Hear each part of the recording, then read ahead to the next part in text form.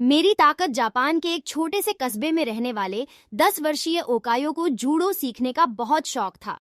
पर बचपन में हुई एक दुर्घटना में बायां हाथ कट जाने के कारण उसके माता पिता उसे जूडो सीखने की आज्ञा नहीं देते थे। पर अब वो बड़ा हो रहा था और उसकी जिद भी बढ़ती जा रही थी। अंततः माता पिता को झुकना ही पड़ा और वो ओकायो को नजदीकी शहर के एक मशहूर मार्शल आर्ट्स गुरु के यहाँ दाखिला दिलाने ले गए।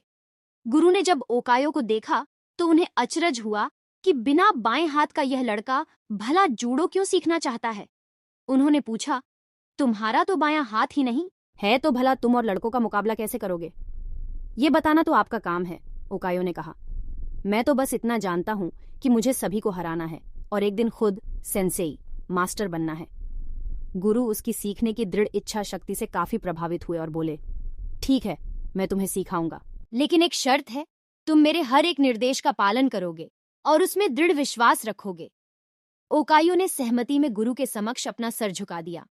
गुरु ने एक साथ लगभग 50 छात्रों को जूडो सीखना शुरू किया। ओकायो भी अन्य लड़कों की तरह सीख रहा था, पर कुछ दिनों बाद उसने ध्यान दिया कि गुरुजी अन्य लड़कों को अलग अलग दांव पेंच सिखा रहे हैं, लेकिन वह अभी भी उसी एक किक का अभ्यास कर रहा है जो उसने शुरू में सीखी थी।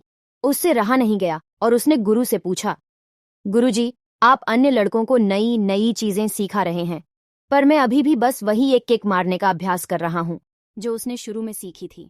उससे रहा नहीं गया और उसने गुरु से पूछा, गुरुजी, आप अन्य लड़कों को नई नई चीजें सिखा रहे हैं, पर मैं अभी भी बस वही एक किक मारने का अभ्यास कर रहा हूं, क्या मुझे और चीजें नहीं सीखनी चाहिए? गुरुजी बोले, तुम्हें बस इसी एक किक पर महारत हासिल करने की आवश्यकता है। और वो आगे बढ़ गए। ओकायो को विस्मय हुआ, पर उसे अपने गुरु में पूर्ण विश्वास था और वह फिर अभ्यास में जुट गया।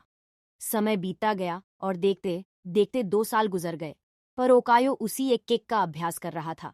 एक बार फिर ओकायो को चिंता होने लगी और उसने गुरु से कहा, क्या अभी भी मैं बस यही करता रहूंगा और बाकी सभी नई तकनीकों में पारंगत होते रहेंगे?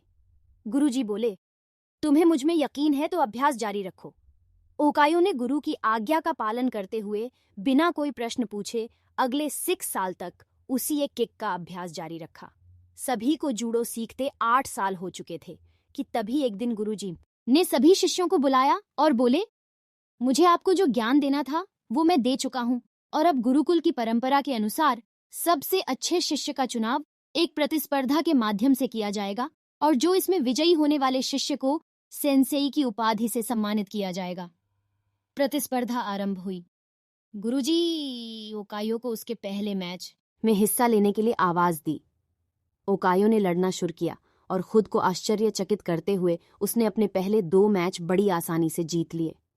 तीसरा मैच थोड़ा कठिन था, लेकिन कुछ संघर्ष के बाद विरोधी ने कुछ क्षणों के लिए अपना ध्यान उस पर से हटा दिया।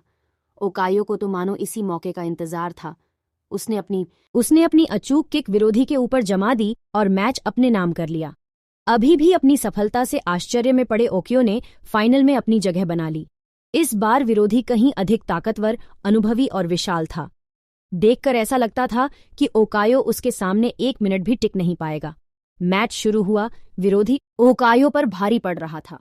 रेफरी ने मैच रोककर विरोधी को विजेता घोषित करने का प्रस्ताव रखा, लेकिन तभी गुरुजी ने उसे रोकते हुए कहा, नहीं, मैच पूरा चलेगा। मैच फिर से शुरू हुआ। विरोधी अत्यात्म विश्वास से भरा हुआ था और अब ओकायो को कम आंक रहा था और इसी दंभ में उसने एक भारी गलती कर दी। उसने अपना गार्ड छोड़ दिया। ओकायो ने इसका फायदा उठाते हुए 8 साल तक जिस किक की प्रैक्टिस की थी उसे पूरी ताकत और सटीकता के साथ विरोधी के ऊपर जड़ दी और उसे जमीन पर धराशायी कर दिया। उस किक में इतनी शक्ति थी कि विरोधी वहीं मूर्छित हो गया और ओकायो को विजेता घोषित कर दिया गया। मैच जीतने के बाद ओकायो ने गुरु से पूछा, सेंसेई, भला मैंने यह प्रतियोगिता सिर्फ एक मूव सीखकर कैसे जीत ली? तुम 2 वजहों से जीते। गुरुजी ने उत्तर दिया, पहला, तुमने जूडो की एक सबसे कठिन किक पर अपनी इतनी मास्टरी कर ली कि शायद ही इस दुनिया में कोई और यह किक इतनी दक्षता से मार पाए। और दूसरा कि इस किक से बचने का एक ही उपाय है और वह है विरोधी के बाएं हाथ को पकड़कर उसे जमीन पर गिराना। ओकायो समझ चुका था कि आज उसकी सबसे बड़ी कमजोरी ही उसकी सबसे बड़ी ताकत बन चुकी थी। जय हिंद दोस्तों, मिलते हैं अगली कहानी में।